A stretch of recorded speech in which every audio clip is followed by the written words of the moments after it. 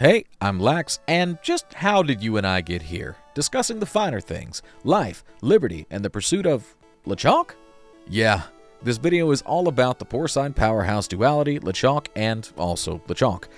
After getting quite a few views on that Sunkern video I did, I felt the need to further torture myself yet again, and I could not begin to imagine the turn that this tale would take. But let's start out first by discussing what makes these piggies tick, and Lechonk ticks all of the boxes for super early game and generally weak Pokemon, with a base stat total of 254, having all of its stats be generally balanced. Which, by the way, is about 50% stronger, faster, and better than some other unnamed protagonists. And, as you can see here, their level up moves are pretty bland, only normal and ground type attacks. Their learnable TMs are pretty interesting though. Some grass, water, even psychic, dark, and fairy type attacks. So, just how badly can this go? Well, like we're always wont to do in these, let's start this run off properly with a rare and totally unsolicited battle suggestion from Nemona. Nemona 1, technically 2, starts her battle off with Quaxly, chosen as its evolved form will give Lechonk the most trouble. Quaxly at this level can't do much to us, but we sure get access to a powerful move at level 8, Echoed Voice. With a base power of 40, when it is used in succession, it essentially adds an additional 40 power up to 200. And it doesn't actually matter if it's the same Pokemon using it. If an opponent happens to use Echoed Voice, our next Echoed Voice would be additively stronger, as long as the chain remains unbroken. Palmy comes out and gets a Light Bulb hat, making its electric attack stronger. Our Echoed Voice makes short work of Palmy, however, knocking it out in only 2 uses. In this fight, I swapped my Lechonks out when prompted here to test if this would reset the chain, and it doesn't seem like it does. Palmy shatters, and we defeat Nemona 1*. With that out of the way, we can make our way to Mesagoza proper, where we're introduced to Penny, getting bullied, as usual, and Nemona teaches us how to light bulb our own Pokemon, calling it Terastallization, which we use to mop the floor with some bullies from Team Star.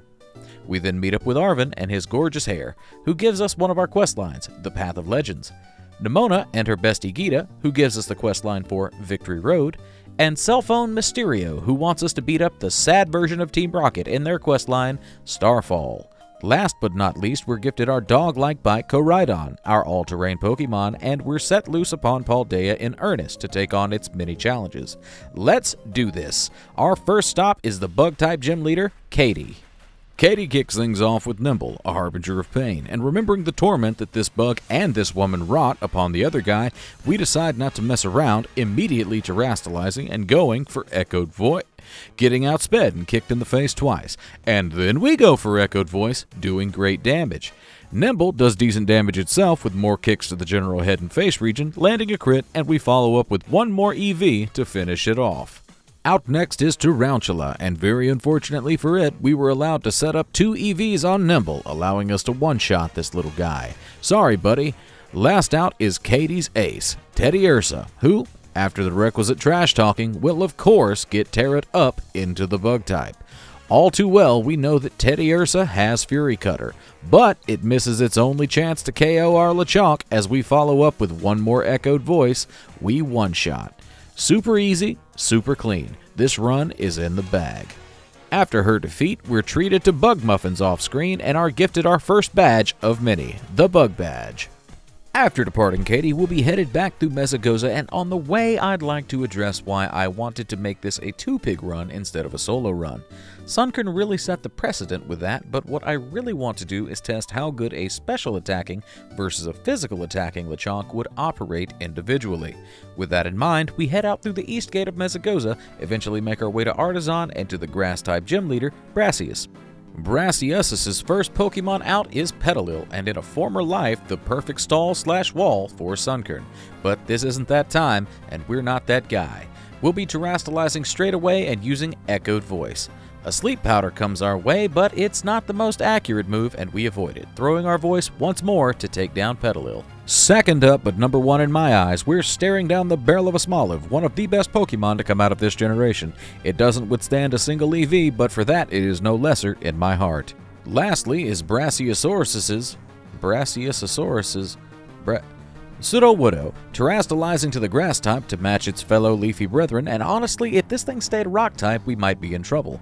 Sudowoodo outspeeds with a rock throw, doing okay damage, but we do massive damage with our EV.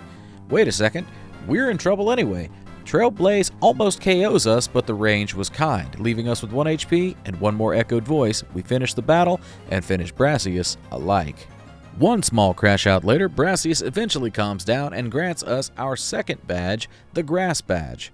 With our 2 new shiny badges in hand, I think it's high time for us to try our hand at another quest objective, this time a Titan. Just down the street from Casa de Brassius is Klawf, just minding his own business, and that's a big no-no for us. But before we make it there, why don't we find a shiny spoink? There it is, and now it's mine. Speaking of completely validated crash outs, it really steams my honky-tonk badonkadonk that Lechonk couldn't keep up its first try victory train going. Onk. We had a few failed fights with Klawf. It has some pretty high attack for this early on in the game, and we don't have any reliably super effective moves. But let's see how this one goes. After getting our little ham's hocks hurled, we know to terastalize immediately.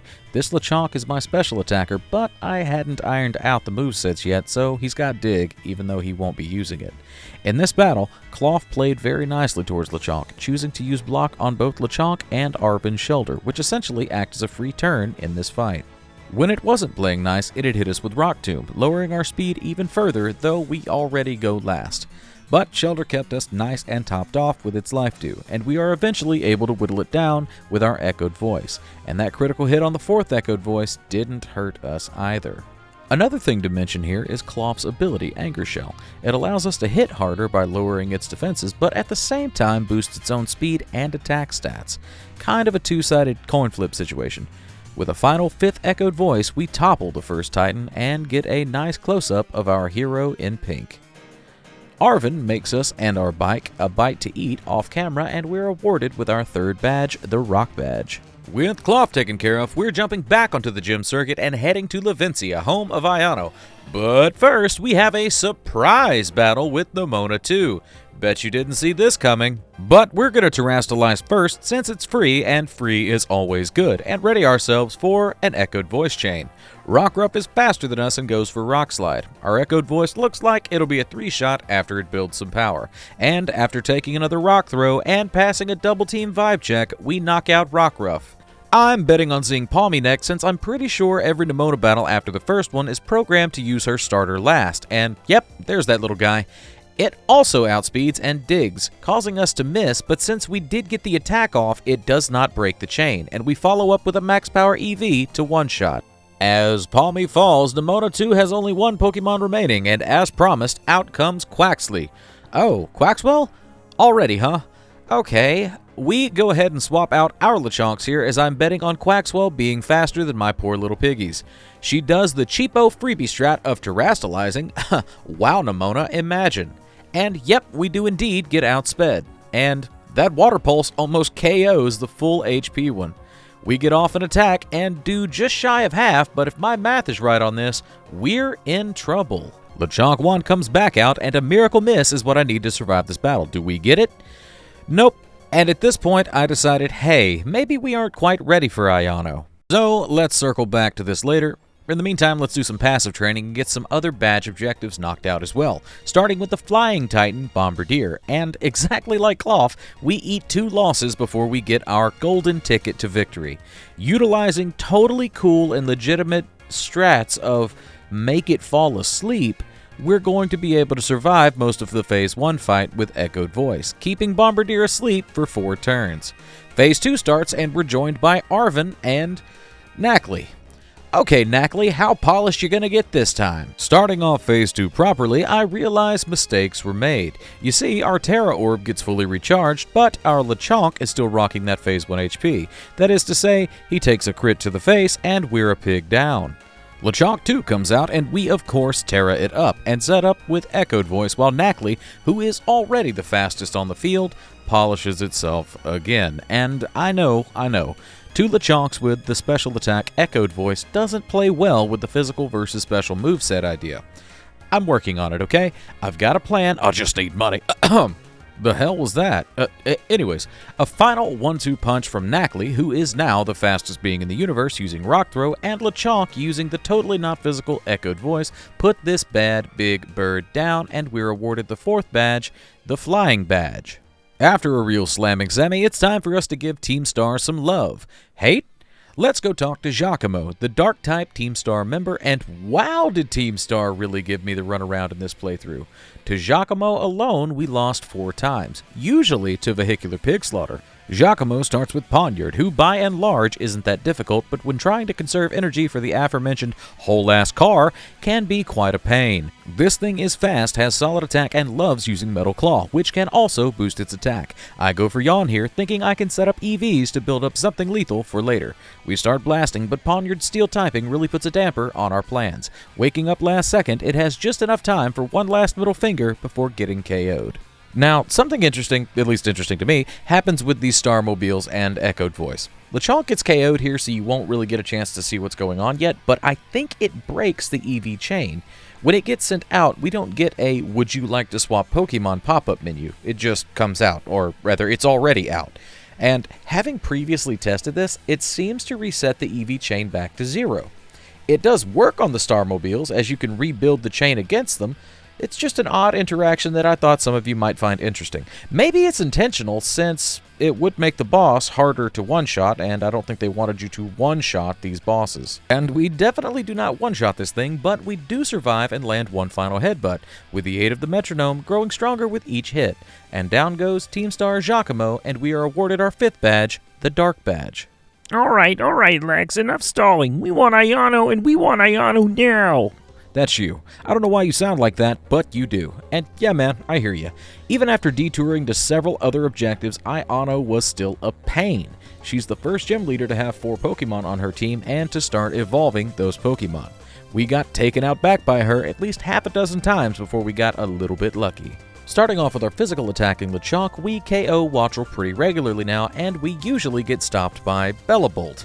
Electromorphosis and Spark are a pretty solid combination, especially when we still have 2 more Pokemon to deal with afterwards. Setting up a Yawn with Lechonk 1 just before it could get KO'd by a Spark, Lechonk 2 comes out and readies its Echoed Voice. And getting lucky with sleep turns to allow our Echoed Voice to build is kind of the whole strategy here. And this time we do get lucky. Bellabolt gets one final kidney punch in as it falls asleep and we take some damage, but we retain enough HP to have a safety net as well as residual healing from our Shell Bell. Bellabolt falls and Luxio is out next. It outspeeds, shocking no one except Lechonk. Get it? 'Cause Spark? Yeah. But we one-shot, and we're able to heal just a smidge of our health back with our Shell Bell. Last out is her ace, which seems really strong for this point in the game, Mismagius.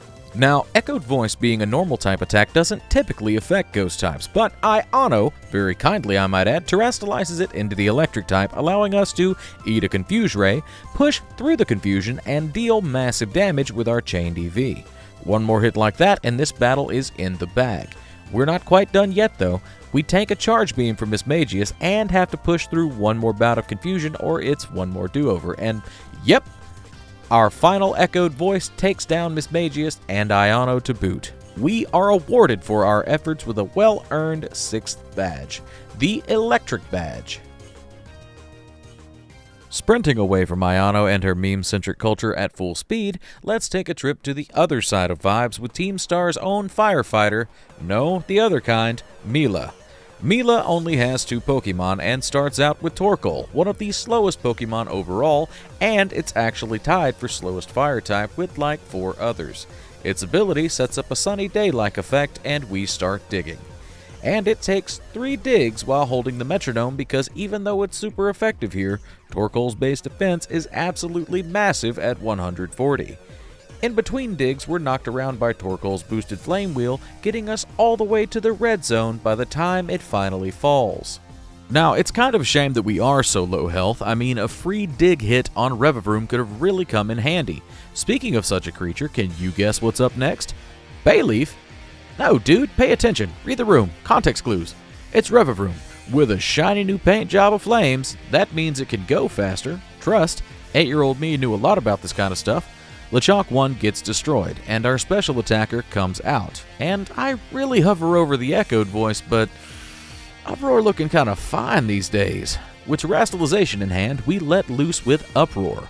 Uproar forces you into a 3-turn chain of attacking, and each one of those attacks adds to Metronome's chain as well. And 3 uproars later, we're beat up pretty badly. That last attack took us all the way to the highway to the danger zone. But this car is totaled, and Mela is no more, earning us our 7th badge, the Fire Badge. After Mela's defeat, we're now pivoting back towards Arven's questline again for Would You Still Love Me If I Was an Orthworm? Featuring that damn smile and his silly little dumb arms. Lechonk is out, and we know from experience that this bad boy has Earth Eater, so there's no way to damage it with ground moves. Instead, we'll use Lechonk 1 as more of a setup pig. Lechonk is outsped and takes a headbutt before we can get off our yawn, and we get outsped and headbutt once more before Orthworm finally falls asleep. Erroneously, I believed our headbutt Lechonk could solo this thing when it was night time, but Orthworm wakes up and headbutt flinches us, following up with one more headbutt for the KO on Lechonk 1. A better, and by that I mean faster, strategy for this guy would have just been to start with our special attacking Lechonk. Orthworm's defense is better than Mela's Torkoal at 145, but its special defense is laughable, like about 1/3 of that. Lechonk 2 uses Uproar, and even though Steel resists our normal moves, its special defense is so bad it only takes 2 attacks to finish Phase 1. Orthworm does his little diggy huff huff, and Arven finally shows up. Better late than never, I suppose. Phase 2 officially kicks off, and we're going to take the lessons learned from our Phase 1 foray and use Uproar. Again, I choose not to terastalize here because, Uproar is landing solid damage, but most importantly, Orthworm doesn't want to pay Lechonk any attention at all, choosing instead to land both a headbutt and an Iron Tail on Toadstool before even looking at Lechonk. Side note, why does Arven battle like this? He even says stuff like, haha, look what I caught over there in that field. Like, damn bro, it's your family dog's well-being at stake. Like, act like you care, right? Anyways, after Toadstool eats dirt, it still initially only hits us passively with Sandstorm. By the time it actually starts hurling attacks at us, it's too little, too late. I even give it an extra turn and use Echoed Voice instead of a 4th Uproar, and that's 8 down. Arven claims his 3rd totally deserved Herba Mystica, and the Steel Badge is ours. That officially makes us over halfway done with the Titan's questline, and it's about time we got back to the gym circuit. After getting our 3rd badge, I forgot to mention, we are able to buy EV training vitamins from Chansey Supply, allowing us to min-max our Lechonks just a wee bit further. And of course, we pop one full of protein and the other full of calcium. Heading now to Kofu and his water-type team, we'll immediately terastalize our special Lechonk, but get outsped with Pluck before we manage to land an Uproar. Doing well over half, Veluza counters with Aqua Cutter, which likewise takes us below half. However, our 2nd Uproar is enough to knock it out, and out next is Wugtrio. We'll get outsped again here, and are taken to the red zone from Wugtrio's critical hitting headbutt, but just 1 Uproar is enough to knock it out as well, and with that we are down to Kofu's last Pokemon, Crabominable, who will get terastalized into the Mono Water type, and I've got good news and I've got some bad news. The good news is that this crab has slightly worse special defense than Wugtrio. The bad news is that it has way higher HP, so it tanks our Metronome Uproar just fine and is able to counter Crabhammer our special Lechonk into a fine, probably delicious meat pulp. The better news, however, is that we've got a whole other pig to send out. We do just that, outspeed with Headbutt to crush this crab, and claim our 9th badge, the Water Badge, from Kofu. That marks the exact halfway point for total badges, at least numerically. With Kofu defeated, we're moving back to Team Star territory, and this time we're taking aim at the Venom Phenom himself, Atticus, and a younger, kinder, more innocent Lax took Atticus for granted as a gimme. When I last faced this guy, it was over 50 levels higher, and he got stomped. Hoo boy, was that not the case when I fought him at an appropriate level. As I said before, Team Star really ate my lunch this playthrough, and Atticus was one of the reasons I had in mind. It took all the way to level 54 before we got a fight that allowed me a victory, and it was still really close. Stun Tank likes to go for Toxic or Sucker Punch, and if you are already poisoned, then no shock. On this attempt, we get Toxicked, but are at such a high level that we are able to one-shot with Echoed Voice, albeit with a critical hit. Atticus will send out Muck next, and we'll swap to our physical Lechonk, shelving our terastalization for now, but taking bad poison down to regular poison as well. We outspeed Muck and use Dig, allowing us to dodge a Sludge Wave and end up one-shotting. We're threatened with a regular Tiny Car as Revavroom is out 3rd, and we get outsped to take an Iron Head, dig a hole to dodge another incoming Iron Head, and we can confidently say that at 4x weakness, our Dig will one-shot this thing. And finally, Atticus sends out Big Bigular Car, Revavroom 2, Electric Vroomaloo. We'll of course get outsped by the car with multiple engines and take a noxious torque, taking us down to just 1/3 HP. Our dig is doing just barely shy of half as Revavroom's ability scatters toxic debris around the arena. We tank just one more torque, surviving on only 3 HP, and with the metronome equipped, we deal just that tiny sliver of more damage that we need to bust the windows on this pretty little souped-up 4-wheel drive, and defeat Atticus, earning us badge number 10, the Poison Badge. Alright, with Atticus's defeat, that means we're more than halfway done with Operation Starfall, and you know what that means. Time to take on Mr. Business and his League of Lackeys. Mr. Business, or as he's been previously known, Larry the Literal Devil, his government name, trust me, make his way to the stage, and Larry's normal type team starts with Komala. Most of the time, Komala likes to start things off with a yawn, or a slam if the AI believes it will one-shot. We terastalize here, and thanks to Atticus, we out-level and outspeed for Uproar. And yep, there's that yawn. A second Uproar knocks Komala flat, and a side effect from Uproar is that it makes all sleeping Pokemon stay awake, so that's pretty handy here. The second Pokemon out is the Dunsparce, which gets leveled pretty much instantaneously from a critical hit Uproar. Out last is Larry's Ace, the Pokemon that drove Sunker north of level 60 before it even had a chance at a victory, Staraptor. And what's wild to me is that this cutscene lasts longer than almost the entire fight with Larry. It might not be exact, but I think it's pretty close. We're no strangers to terastallization. You know the rules, and so do I. Then Staraptor gets the normal type Tear It Up treatment. Taking full advantage of that extra normal attack buff, it goes for Facade and honestly does pretty good damage considering we're 20 levels higher. It even manages to survive a metronomed Uproar and follow up with one more Facade before taking that good old-fashioned dirt nap, giving our Psyche a much-needed boost and a first-try victory against Larry, colloquially known as the Demon with a 401k and stock options, and earning us our 11th badge, the Normal Badge. Alright, Lax, so where are we going now? Well, generic voice guy who sounds incredibly handsome and successful, I might add, we're heading to our 6th gym leader, all the way to the We're getting mugged right outside in the middle of the street by Nemona, of course. Nemona, my valued friend and walking ad campaign for alcoholism. Nemona 3, who starts with Lycanroc. We're going to keep it simple, terastalize and use Uproar. Now, we get outsped by Lycanroc naturally, but just to be sure, Lycanroc goes for Rock-type Quick Attack, Accelerock. And our Uproar does just over half, of course Lycanroc resists, being the Rock-type, but we're able to end it in just 2 Uproars while eating one more Accelerock. Out comes Goomy, and we one-shot here as well, not too surprising, but have I told you that Goomy isn't a poison type? If I haven't, please let me do so. It's purple and gooey, and that's like the whole poison type aesthetic. Anyways, my deranged beliefs aside, Palmot, one of them is out next, and I believe it'll outspeed us even at our advanced level, but that's okay, we one-shot it too. Okay, time for the rematch. Quaxwell really buttered our bacon last time, but we're a lot higher of a level, and we've readied a hell of a powerful Uproar. Oh, it's a Quaquaval? Huh.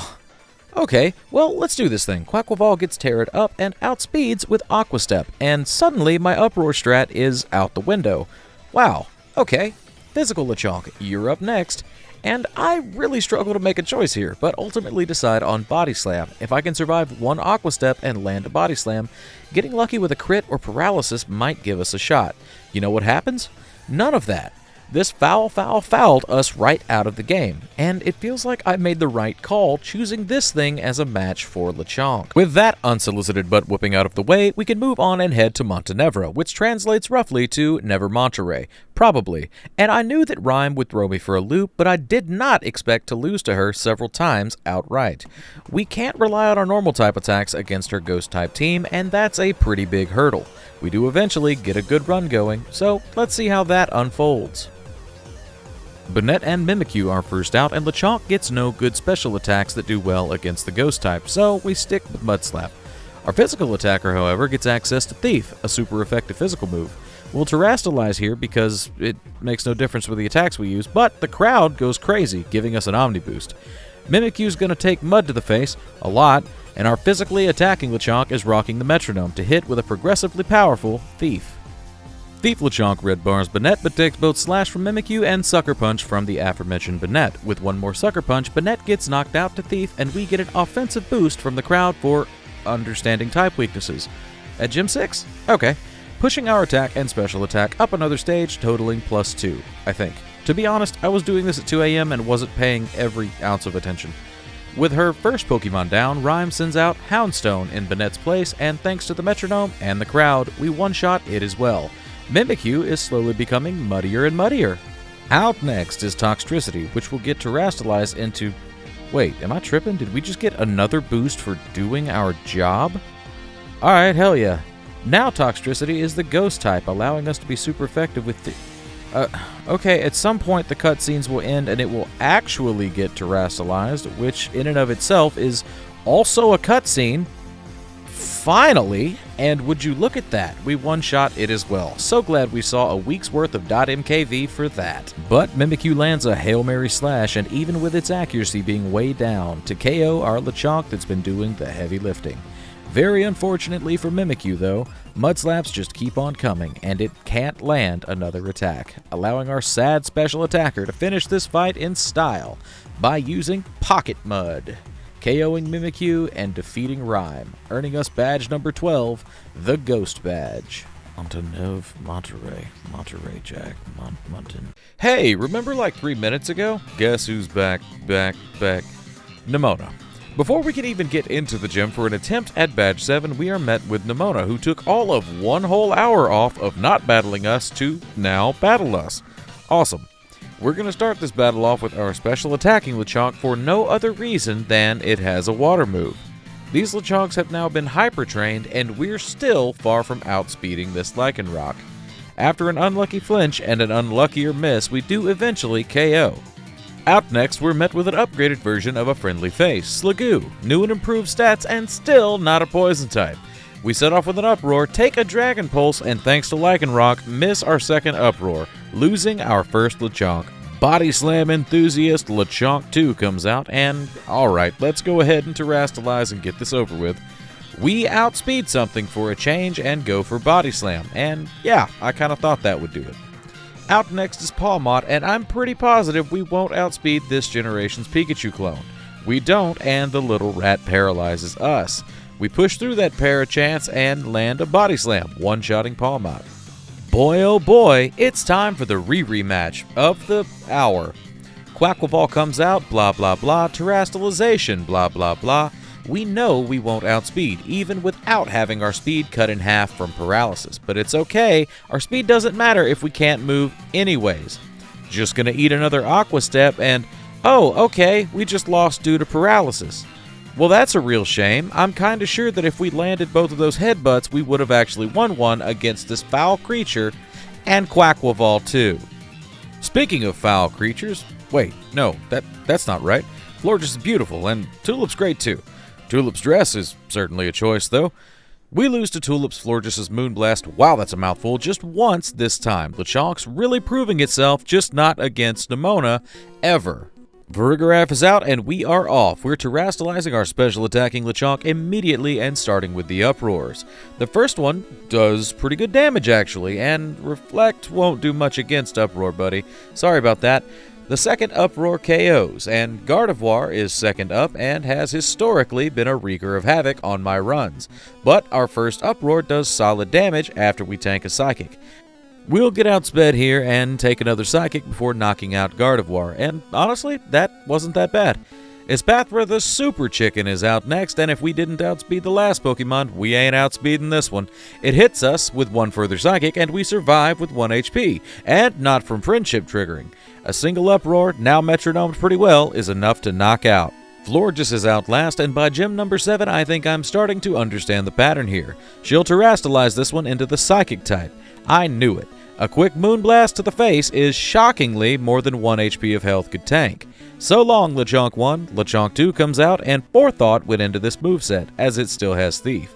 We do over half, tank a Moonblast just fine, and finish Florges with Thief. Well done, Chonk 1 and Chonk 2, and for our efforts, we are awarded the 13th badge, the Psychic Badge. Next up, we're headed back to the desert and back to Arven's quest for the Ground Titan. Looking like a big old Granddaddy Donphan, Great Tusk rears its ugly big ancient head. Starting off with our special attacker, I actually run into 2 glitches in this encounter. Great Tusk categorically denies our existence with Brick Break. And yeah, our Mudslap does very little damage, but lowers its accuracy. A second Brick Break KOs. Does this thing have trainer AI? Lechonk 2 comes out, and we again get outsped, but since it went for knockout, we can see it in fact does not know about type advantage. Bullet Seed is doing great damage, and we tank another knockoff, and we come upon our first little glitch. Multi-strike moves keep attacking even if the Phase 1 threshold has been reached. We reach that threshold, and Phase 1 ends.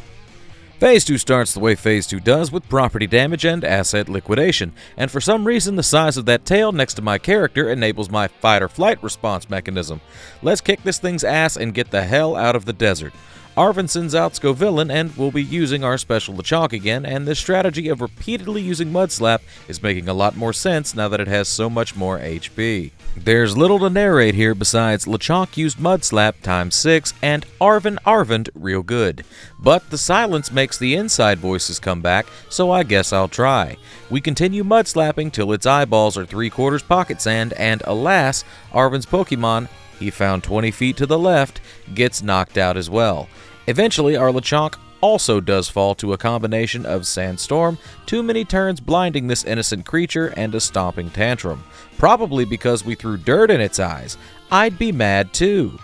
Gun-shaped Lechonk is up next, and we're gonna repeat our previous motive. Shoot it, with Bullet Seed that is. It misses us, I wonder why, and we follow up with one final Bullet Seed. So long, Grosser Protodon fan. And are you ready for that other little glitch? So, apparently, when a Pokemon levels and is capable of evolving in the final cutscene of a Titan fight, it just spawns another one on the field.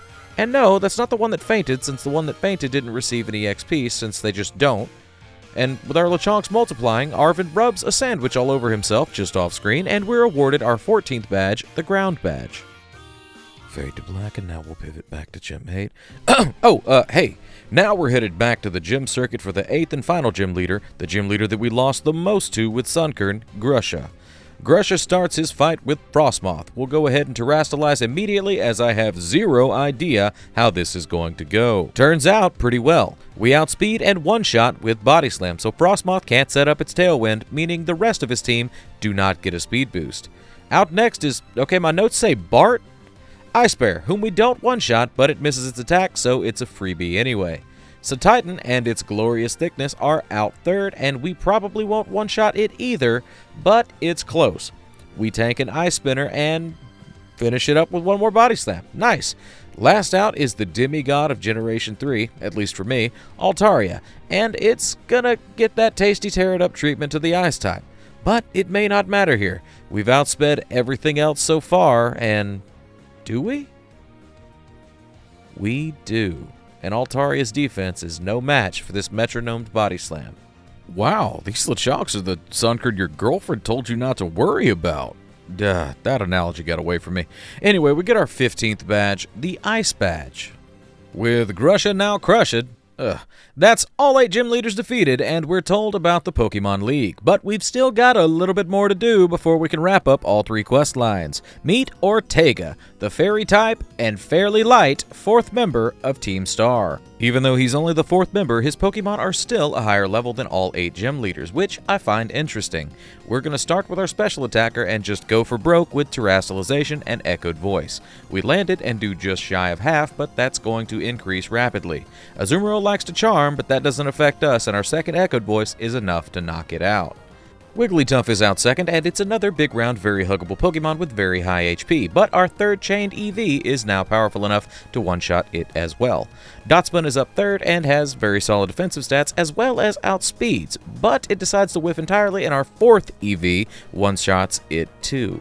Hoo boy, here comes the car! Revavroom is out last, of course, you know the formula by now, and we get to see that interaction with Echoed Voice that I mentioned some many minutes ago now.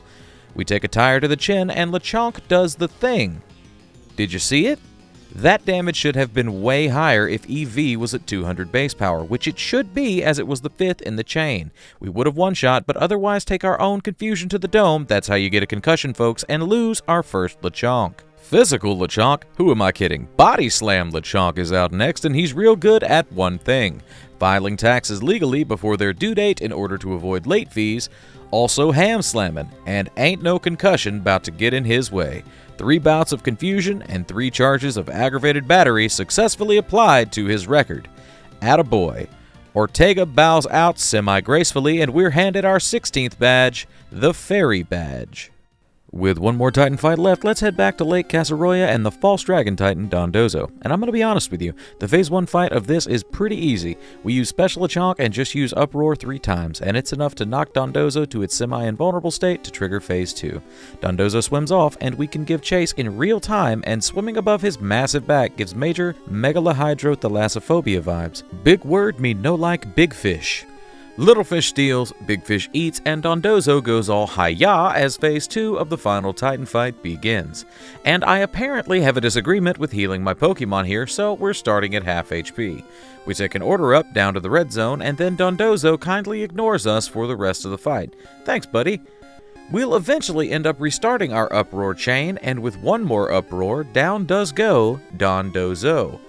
Even at half HP, we were able to withstand the yoked mass, and with that we have beaten... Wait, a new challenger is vomited up. Tatsugiri is like the opposite of Dondozo, speed and special versus girth and body slams. Phase 3 of this fight starts with a myriad of special attacks coming out of this little guy, all of which do something we don't like, from muddy water lowering our accuracy to icy wind lowering our speed. And to top it all off, Tatsugiri has significantly higher special defense than Dondozo did, so our special attacking Lechonk has lost a lot of cool guy pig points that you best believe we're keeping tabs on. Eventually, though it did a really good job, Lechonk 1 falls to the constant deluge. Body Slam Lechonk comes out, and yep, does just fine. We take down the 3-phase final fight and earn ourselves the final Koraidon upgrade and our second to last badge, the Dragon Badge. So we've only got one left, but don't you worry because I struggled a lot.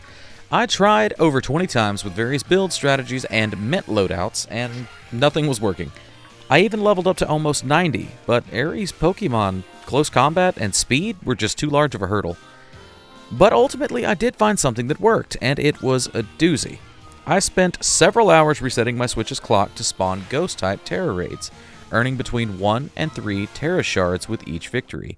And you guessed it, we eventually are able to change our Terra type to one of our Lechonks to the Ghost type. So let's see how this goes. Ares' first Pokemon out is Toxicroak, and Ares' good trainer AI knows that close combat is super effective. But Ares' AI has no way of knowing that we will terrestrialize into the Ghost type, nullifying that damage. But interestingly enough, because we are now so freaking yoked, we now outspeed many of her Pokemon and use Body Slam, which one-shots. Out second, we get Lucario, another Pokemon with immensely powerful fighting-type moves that are now useless. We again outspeed and go for Dig, dodging a Dark Pulse and one-shotting it as well. Annihilate is out next, and this is the one I am most worried about. We dig here as well, but only do about half and take a super effective Rage Fist, and ow, that did a lot of damage. Fortunately, we don't take another one of those. One more dig and a missed Rage Fist, and Annihilate goes down as well. Passimian is out now, and we've just got an attack for everybody, don't we? Zen Headbutt doesn't one-shot, but Seed Bomb is his best move, which doesn't KO us either. We finish up the pregame with one more Zen Headbutt. Now the moment we've all been waiting for. The final card comes out, and there is zero chance we outspeed this, even at level 100, I'm pretty sure. And yep, there it is. Lechonk 1 bites the dust, but did a lot of heavy lifting. Special Attack Chonk comes out next, and I'm a little bit nervous. Pretty sure a Combat Twerk, or whatever it's called, would one-shot us, and it definitely will if this thing shifts gears like a maniac, which it loves to do. Okay. With it also getting pretty buffed, our only real way to win is to dodge the eventual drive-by it's preparing, and no way. It does it again. It already outspeeds us and can one-shot us with +0. Okay, man, I'll take it. We win another run against Aerie, who just quiet quit. Pretty sure that happened to Sunkern as well. We take our final badge, the Fighting Badge. With all 18 badges claimed, one for each type, it's a great time to start navigating the boss gauntlet of each questline, as it were. We've got the final fight for the Titans, the boss of Team Star to deal with, and the Pokemon League assessment. So let's start with our buddy Arven, who miraculously learned how to battle in the 4 minutes we've been away from him. Arven stomped our butt quite thoroughly with every Pokemon at least once. We kind of assumed the endgame would be where we struggled, as the shift in difficulty is pretty massive and we can only level up so much. Arven starts off with Greedent, we outspeed and hit with Body Slam first, then take a Body Slam dodging Paralysis, and finish Greedent with one more Body Slam. Up next is Garganical, solely for the purpose that it has Body Press, a super effective move. We dig for Stealth Rock, which could have been a free turn, and take a Body Press for our Hubris. Didn't do too much damage though, and we finish it off the following turn. Well, 2 turns with another Body Press in the middle, but you know how it is. Toadscruel is out third, and it's pretty fast with all of its little wiggling legs. It outspeeds and finishes our Body Slam Chonk with a Power Whip. We're not out quite yet though. Special Chonk comes out, and this is why we saved that Terastallization. Ghost type could have thwarted Garganical better, but we use it now and set up for an Uproar chain. Toadscruel outspeeds us and hits with Power Whip, which isn't great. But our second Uproar lets us know that it was a speed tie. We win the second time and Uproar first. Scovillain is fourth up, and like his previous teammate, we also outspeed with a beefier Uproar than before and one-shot it as well.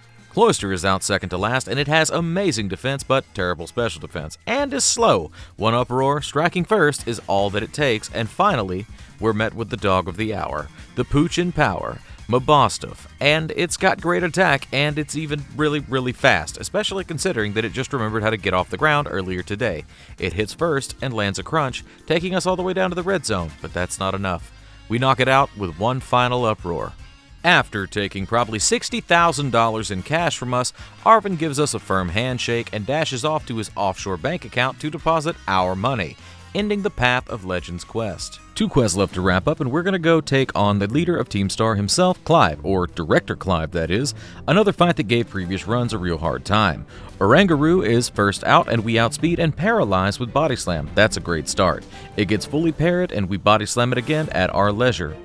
Abomasnow is out second and is tanky and loves to set up Aurora Veil, which is like Light Screen and Reflect put together, but exclusive to Ice types. It also gets Snow Warning, boosting Ice types' defense further by 50%. Those really slow down our body slamming, but we're still able to KO in just 2 slams. Gyarados is out third and intimidates, and that further slows down our body slam train. Trading body slams with Aquatails, we get taken down pretty low, but are eventually victorious. Amoonguss is out next, and Aurora Veil lives, allowing us to one-shot. Poltegeist is up second to last, and we can't body slam that, but we can Thief to do some solid damage. It burns us with Will-O-the-Wisp, cutting our attack further, but more importantly, sealing our fate. We finish the kettle with one more Thief, and take some sizzling damage as well. Director Clavel-Clive's ace, Skeledirge, is out next, and it's the big mouth buddy we didn't pick at the start of the run. He gets terastallized into the fire type, and our Thief is no longer super effective. Body Slam would have done more damage since it's no longer a ghost, but c'est la vie. We managed to endure a Torch Song, but succumb to burn damage anyways, ending our physical Lechonk's reign of terror. Very unfortunately, for Skeledirge that is, we have only one attack, and it's a normal attack. But Terastallization kindly makes Skeledirge forget that it is a ghost type altogether. We're going to go ahead and use that after a cheeky Terastallization, of course. We do massive damage, but so does Torch Song. It came down to the wire, much more so than I thought it would. We are victorious, but just barely. We learn that Clive is a big fat pony and head to take on the real baddie, BBEG, Penny. Penny, the real queen of all evil, has a team of evolutions and starts with Umbreon. We're terastallizing immediately, if you can believe that, because we actually lost once to Penny of all trainers. Umbreon likes to go for baby doll eyes, which doesn't do much to our Lechonk, whose echoed voice builds up momentum, and after just 2 turns is enough to knock it out. Flareon is out next, and provided we hit, we'll one-shot here as well. And if you're wondering how I could have lost a Penny, have you considered maybe that I'm a big dum-dum? Vaporeon is out third with its absolutely massive HP pool, but we're too strong to stop now. Jolteon is out fourth, and there's roughly a snowball's chance, and I don't know, man, anywhere. It's too damn hot everywhere right now, and thighs are sticking to chairs across the planet. That we outspeed. We do not, and it gets lucky with paralysis from thunder. We're fully parrot and almost fall to Jolteon, but are able to squeeze out just one more echoed voice, ending Jolteon. Leafeon is out second to last, outspeeds us, and ends our Lechonk with a Leaf Blade. Handsome Lechonk, the body-slamming Lechonk that is out now, and Baby Doll Eyes is actually going to be a problem here. It very much does affect our physical attacker. We manage to eventually KO with enough body slams as our metronome counteracts some, but not all, of the attack drops we're facing. Outlast is Sylveon, who's gonna take a big ol' swingin' terrestrialization to the super fancy fairy type, before coming in hot with, "Just kidding, Penny's gotta talk about deep lore and why she's evading arrest." Then we outspeed and body slam. It's doing about half. There's that Moonblast we were waiting for, and it's doing a little bit over half. We outspeed once more and finish the quote-unquote real fight with cassette tape Cleopatra. Oh, that's not it. She gets diplomatic immunity, or whatever, and we complete the quest Starfall Street. Jumping straight to the League assessment with Rika, or Rika? Unsure, but she's the Ground-type Elite Four member. She starts with Whiscash, and I have no idea what I was doing going into the Elite Four attempt, so we just try the old patented, tried and true Terrat Pig Echoed Voice Go Burst strategy. Whiscash takes a hit, and Earth Power does very little, and Whiscash takes one more EV and dies. Sorry, gets knocked out. Out second is Camerupt, who lasts all of this entire sentence and not much longer. Donphan has Endure and is out next, so no amount of trash talking will allow me to one-shot it. We land an EV and he counters with an EQ, doing okay damage, but we finish it off with our next EV. Dugtrio is out next and is fast AF, and there's likely no level that we outspeed, but it just goes for Sandstorm and we one-shot anyway. And finally, last out but first in my eyes, Clodsire is up and gets terrestrialized into the ground type, now carrying the weight of the world on its shoulders and of course my adoration too. We one-shot with Echoed Voice. Oh, just kidding, it protects, so we do absolutely nothing. However, we follow up with another Echoed Voice, and it does one-shot just a couple turns later than expected. Sorry, buddy. Rika is defeated on our first try, and that's not bad at all. Moving on to Poppy and her Steel-type Pokemon, we're just gonna jump right in. Every single one of her Pokemon resists us, so this could go quite a bit differently. Copperage is out first, and I mean it worked so well last time, we're gonna terrestrialize and start chaining Echoed Voice. And man, it sure isn't doing a lot initially. Copperage sets up a Stealth Rock, allowing us to continue our chain unattested, but Heavy Slam does quite a bit of damage to us. Our third chained EV takes out Copperage. And Corviknight is up second, and we outspeed, and despite it being not very effective, we one-shot with that roided up Echoed Voice. Bronzong is out third with slightly more special defense, but it just isn't enough, and it goes down in just one hit as well. Magnezone is next up, and of course, just like Donphan, this thing has Sturdy, meaning we won't one-shot no matter how cool we think we are, and a light screen gets set up, which will put a damper on our Echoed Voices for the next 5 turns. Magnezone faints on our next successful attack, and out comes Tinkaton, Poppy's ace, a fairy steel type with a massive attack and solid speed stat who will get terrestrialized into the steel type. And if ever there was a time for this pig to outspeed, it would be right about now. Come on, Chonk 1, you can do it. Nope, we get outsped, and Tinkaton's signature move, Gigaton Hammer, takes us all the way to the red zone, and it looks like that light screen did in fact matter. We don't one-shot, but we do fall to Brick Break. Wow. But wait, Chonk 2 just dropped, and we dig a little hole, dodging a surely painful attack and end this epic battle in the most unepic of ways possible, unceremoniously defeating Poppy of the Elite Four on our first try as well. I know it's a team effort, but Special Lechonk is really kicking butt right now. Speaking of things that deserve a good butt kicking, the artist formerly known as Larry is up next, and his preferred typing is now Foul. Flying types, that is. He'll start out with one of the most clearly flying types imaginable, Tropius, and call me predictable, but it has worked so well thus far, we're going to do it again, terrestrializing our Special Lechonk and going for Echoed Voice. Tropius, I believe, will always go for Sunny Day on his first turn, so it's a free damage turn for us. But Tropius will also almost always go for Solar Beam if it's not resisted on its second turn, so we take a little damage from that, but not too much because Game Freak really did Tropius dirty with its stats. Staraptor is out second, and we know all too well that this thing has close combat. It is also much faster than us and takes us all the way down to the danger zone. We follow up with an Echoed Voice and OHKO. Altaria is out next, and very fortunately we outspeed here, and an Echoed Voice one-shots it as well. Oricorio is out second to last, and I'm pretty sure if Staraptor outspeeds, then this will as well. Yep, a something-something dance KOs Lechonk 1, and Lechonk 2 Piggly Boogaloo comes out next. We actually outspeed, and we one-shot with Body Slam, and I'm pretty sure that crit mattered. Larry's last Pokemon, Flamigo, is out next, and of course, you know as well as I do that it will be terastallized into the, checks notes, balloon type. Latex, Mylar, whatever floats this bird, we actually outspeed this thing and hit with a body slam, landing a clutch paralysis. It hits with close combat, nearly KOing, but no speed ties here with that paralysis. We finish Flamigo and Larry with one final body slam, claiming our third first try victory for the Elite Four. Cruising into the last of the Elite Four is Hassel, the Dragon-type user, and this guy, unlike some dragon-toting champions, actually uses dragons. Hassel starts out with Noivern, the ender of Sunkern's itemless run, and I mean, why mess with perfection at this point, right? Terra, Echoed Voice, you know the drill. Noivern's faster than us, and we take a Super Fang, cutting our HP in half. Echoed Voice does massive damage, Air Slash does not, and we finish it with our second EV. Ow, second is Dragalge, and I do believe it is pretty slow. Slower than us at any rate. We one-shot with Echoed Voice. Up next is Flapple, significantly faster than the previous Pokemon, but still slower than Lechonk, so it gets ended pretty quickly as well. And now, second to last is Haxorus, something just barely faster than Flamigo, so we don't outspeed this one and take a Dragon Claw. But friendship makes us cool, and we one-shot again with, wait for it, Echoed Voice.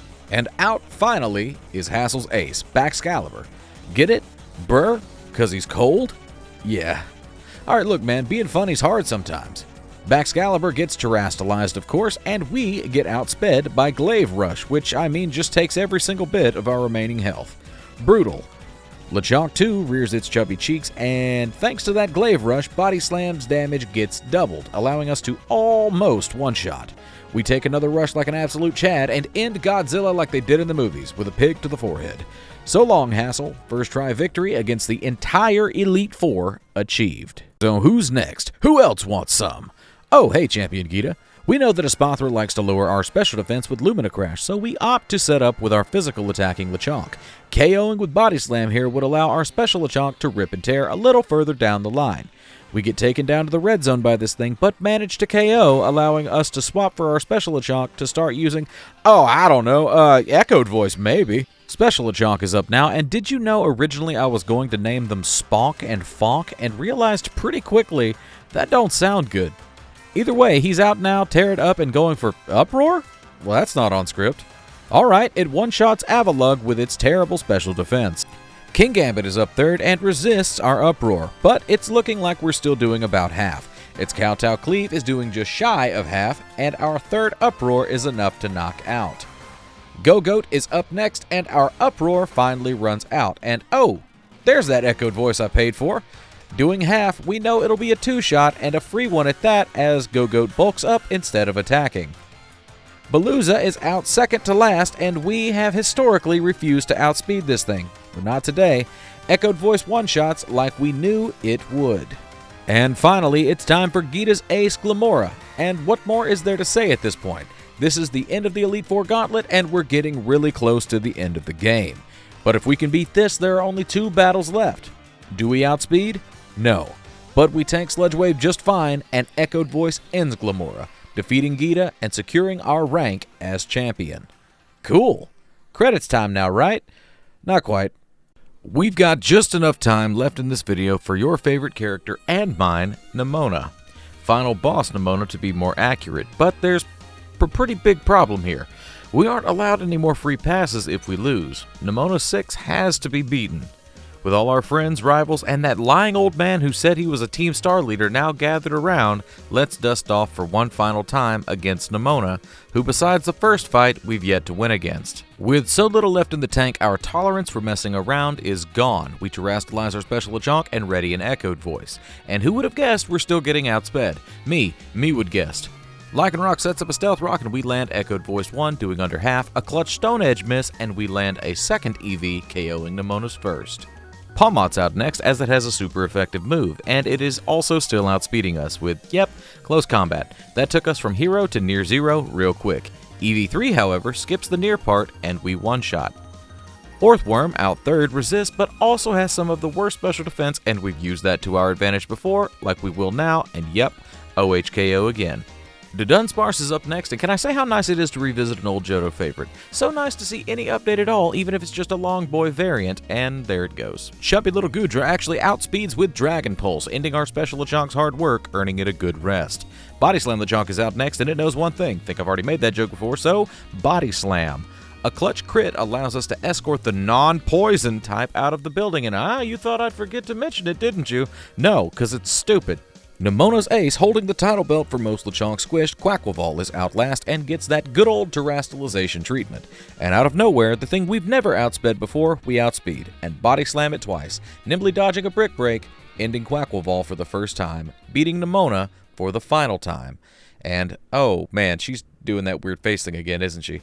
I need an adult. I am an adult? I mean like a real adult, one you can depend on? Anyway, after a bit more cutscene, more than anyone can stand, we officially complete the Victory Road quest and the credits roll. Just kidding. No, there's exactly one more thing we've left to do. We start the final quest of the game, Away Home. And it's all cool and spoilery, so I won't be showing any of that footage. Less work for me, more mystery for you. You're welcome. But I mean, we have to show the battle. It's a challenge run after all, so spoiler alert, you've officially been warned. Arven's twitchy hot cave mom's first Pokemon is Slitherwing, and it is a great thing we kept the Ghost Terra type. Slitherwing's massive attack allows for sweep to one-shot, but as we terastallize into the Ghost type, it doesn't affect us anymore.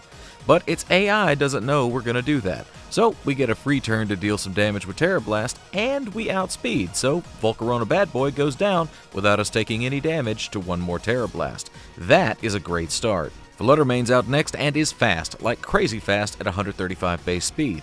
It outspeeds us, unsurprisingly, and Friendship allows us to dodge an otherwise crippling Shadow Ball. Super effective now that we're Terra'd up. And we land a super effective Terra Blast, one-shotting. And we're going to go ahead and swap our Lechonks here. Brute Bonnet is out next and will always go for Sucker Punch, which fails if you're not readying a damage-dealing attack. We can manipulate that a bit, though. We yawn to force fail Sucker Punch and make Brute Bonnet get all sleepy. And even though it's ineffective, we can do it again, anticipating another Sucker Punch, making us take no damage before it falls asleep. We can then ready an Echoed Voice Chain to start chipping away at it, and it has surprisingly high special defense and HP, making it super tanky. It wakes up just in time to Sucker Punch us, doing a little bit of damage, but we manage to avoid most of it. And KO Brute Bonnet with our third Echoed Voice. Screamtail is out next, and we initially don't swap out to our Ghost Pig, deciding instead to do so turn 1, forcing Screamtail to use an ineffective move. We outspeed though, so I'm not sure why, but I'm going to go with style points. We land a Terra Blast and get a critical hit to one-shot Screamtail, and I'm pretty sure that crit mattered. Sandy Cheeks, nope, that ain't right. Sandy Shocks is out second to last, and I don't think there's much it can do to Lechonk here. We Terra Blast again and manage to land another critical hit, Friendship OP, and it lives, but just barely. I swear it would have Sturdy, except it literally can't. We take an Earth Power and finish it with one final Terra Blast. Last but certainly not least, Roaring Moon. Her entire team is filled with powerhouses, but consider this thing her ace. Even though it doesn't get the Terastallization Deluxe, it does get that booster energy activation, making it even stronger. We're swapping to our special attacking Lechonk, even though there's no way in hell my special Lechonk can best this creature without having set up its Echoed Voice previously. But it just might be able to make it fall asleep. We dodge a Dragon Claw and land a Yawn, making it drowsy, but a second Dragon Claw crits us, and I don't even think we survive a non-crit there. Our first Lechonk is down and out. Body Slam Lechonk returns just as Roaring Moon falls asleep. It stays asleep once, we Body Slam, doing just over half, and we win. It stays asleep again, we Body Slam one final time, and we have beaten the entirety of Scarlet with just Lechonk. Now the credits roll. And holy cow, this was so much easier than Sunkern on the whole. And the point of this was to determine how each of these Lechonks would fare when raised differently. The special attacker fared extremely well early game and all but carried in the end game up until this final fight. But without the Body Slammer, much of the mid game would have come to a halt, as well as the Elite Four fights where Echoed Voice did 90% of the work but needed that little extra oomph to finish the battle. This last battle was pretty evenly split, with the physical Terra Blast doing a lot of the lifting but Yawn allowing for a lot of setup time. In conclusion, Lechonk is great. You should use him. Hope you enjoyed this video. I have many more things cooking and videos left to make, so I gotta get out of here. Have a great day, everyone, and I'm Lax.